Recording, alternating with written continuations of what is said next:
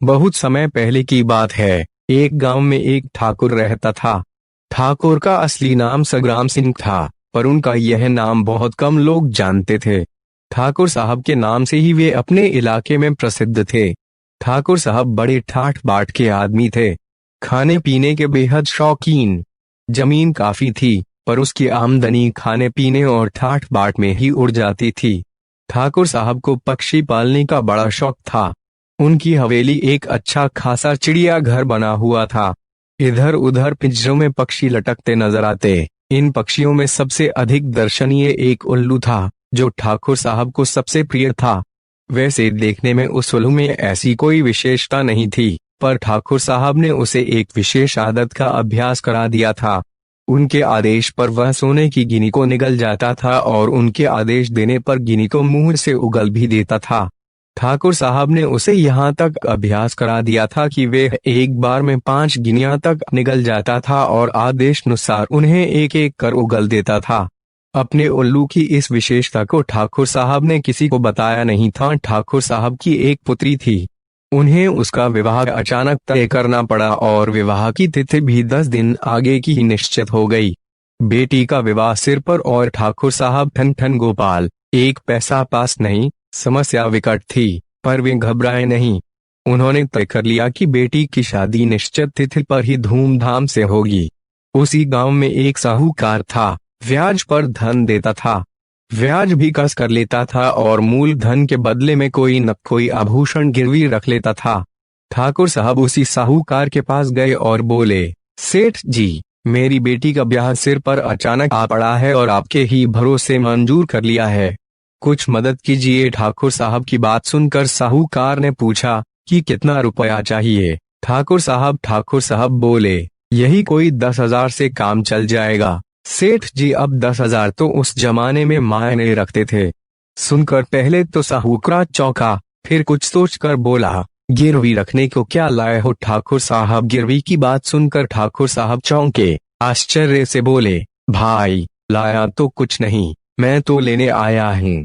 लेकिन क्या आपको मुझ पर विश्वास नहीं है जो ऐसी बातें कर रहे हैं? साहूकार ने दलील दी, विश्वास आप पर और आपकी नीयत पर किसे नहीं होगा, पर व्यापार में विश्वास से ही काम नहीं चलता। लेन देन का काम अपने नियमों पर ही चलता है। यह सुनकर ठाकुर साहब कुछ देर तो असमंजस में पड़े रहे, फिर कुछ सोचकर बोले, ठीक है सेठ जी, मेरे पास एक बहुमूल्य चीज है।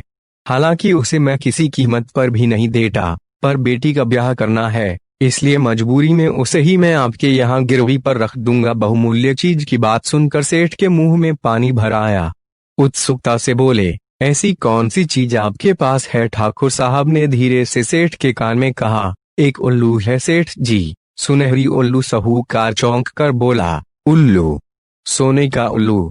कितने तोले का है? ठाकुर साहब बोले, सोने का बना हुआ नहीं, जीता जागता उल्लू है सेठ जी। यह सुनकर सेठ हंसा और बोला, आप भी मजाक करते हैं ठाकुर साहब, मैंने तो समझा कि 20-30 तोले का सोने का उल्लू होगा। अब ठाकुर साहब ने फुलझड़ी छोड़ी, बोले, अरे सेठ जी, यह उल्लू सोने की एक गिनी रोज उगलता है। सोने की गिनी की बात सुनकर सेठ की आंखें खुली की खुली रह गई।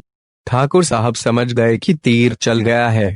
वे अपनी बात पर और जोर देते हुए बोले, हाँ, सोने की गिनी, आप परीक्षा करके देख लीजिए। साहूकार मान गया। अगले दिन ठाकुर साहब उल्लू को 5 गिनियां खिलाकर साहूकार के यहाँ लाए। उल्लू को सामने बैठाकर कहा, उगल बेटा, और उल्लू ने एक गिनी उगल दी। दूसरे दिन भी ठाकुर साहब ने साहूकार के सामने एक गिनी उगलवाई और तीसरे दिन सेठ से कहा कि अब वे उल्लू को आदेश दें। उत्सुकता से भरा साहूकार बोला, उगल बेटा, और उल्लू ने एक गिनी उगल दी। सेठ का मन बलियों उछलने लगा। उसने तुरंत चांदी के 10,000 रुपए ठाकुर साहब के सामने रख दिए। ठाकुर साहब ने रुपए थैली में भरे और जाते जाते बोले, सेठ जी, आपके ये 10,000 जल्दी ही लौटाकर अपना उल्लू ले जाऊंगा। साहूकार मुस्कुराते हुए बोला, अरे ठाकुर साहब, कोई जल्दी नहीं है, आराम से लौटाइएगा। ठाकुर साहब चले गए। साहूकार उल्लू के लिए एक खूबसूरत पिंजरा लाया और उसमें उसे बिठाकर अपने सोने के कमरे में टांग दिया। उल्लू के पेट में 2 गिनियां बची थीं, अतः अगले 2 दिन तो उसने गिनी उगली। किंतु तीसरे दिन साहूकार की खिलाई हुई रबड़ी उगल दी। जब 2-3 दिन तक वह रबड़ी उगलने का क्रम चला तो साहूकार घबराया और नौकर को भेजकर ठाकुर साहब को बुलवाया। ठाकुर ने आते ही कहा, कहिए सेठ जी, कैसे याद किया? सेठ झलाकर बोला, ठाकुर, तुमने मेरे साथ धोखा किया है। ठाकुर बोला, धोखा? मैंने क्या धोखा दिया आपको? सेठ ने गुस्से से कांपते हुए कहा, हाँ, तुमने धोखा दिया है, तुम बेईमान हो। अब ठाकुर ने साहूकार को घूरकर आंखें तरेरी और बोले, मैं बेईमान हूँ? ठाकुर के गुस्से को देखकर सेठ कुछ रुआन सा हो गया। कुछ सहमी आवाज में बोला, तुम्हारा उल्लू बेईमान है, वह 3 दिन से गिनी नहीं उगल रहा है। ठाकुर तो असलियत जानता ही था, मगर दिखावे के लिए पूछा, तो फिर क्या उगल रहा है? साहूकार ने माथा ठोक कर कहा। रबड़ी सुनकर ठाकुर ने आश्चर्य प्रकट किया, फिर पूछा कि आपने उसे खिलाया क्या था? सेठ जी ने बताया कि रबड़ी खिलाई थी। यह सुनते ही ठाकुर ने ठहाका लगाया और बोला, रबड़ी खिलाई थी तो उसमें उल्लू का क्या कसूर है? सेठ जी, आपने रबड़ी खिलाई थी, सो उसने रबड़ी उगल दी। गिनी खिलाते तो गिनी उगल देता। आखिर ठाकुर का उल्लू है, बेईमानी थोड़े ही करेगा, जो खाएगा वही तो उगलेगा। यह कहकर ठाकुर साहब खिलखिलाते हुए साहूकार के घर से बाहर निकल गए। सेठ उल्लू की तरफ और उल्लू सेठ की तरफ देखता रह गया।